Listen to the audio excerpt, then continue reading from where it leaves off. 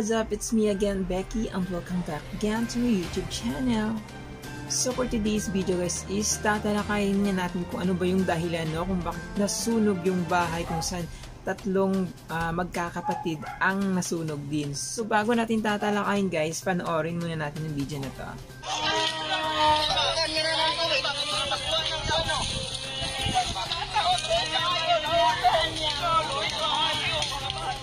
Kalayo.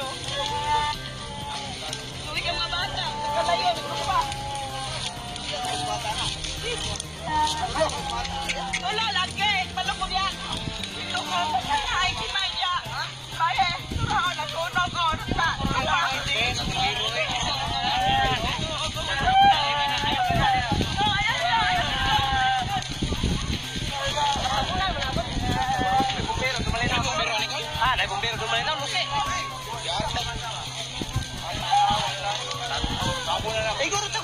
Huwag kayo tubig ng hospan.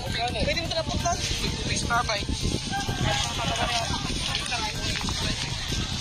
So ayun na nga, tatlong magkakapatid nga ang nasawi nang makulong sila sa kanilang bahay na nasunog sa Tumalinaw, Zamboanga del Sur.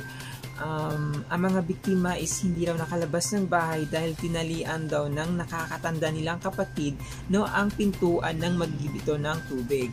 So, ayon sa ulat, ang ina nila is isang OFW habang nagtatrabaho naman ang kanilang tatay, ewan kung saan, nang maganap ang trahedya.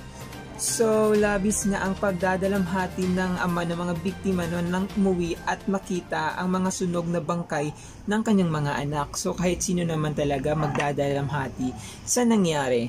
So, ayon sa investigasyon guys ng Bureau of Fire Protection is lumitaw na naiwan sa bahay ang tatlong biktima nang nag-igib ng tubig ang dalawa nilang nakakatandang kapatid.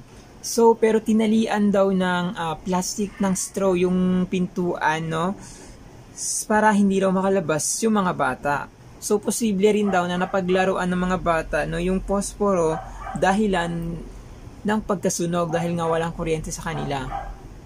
So, ayon din sa ulat, hindi pa nagpapakita yung dalawang nakakatandang kapatid nang umalis ito sa kanilang bahay.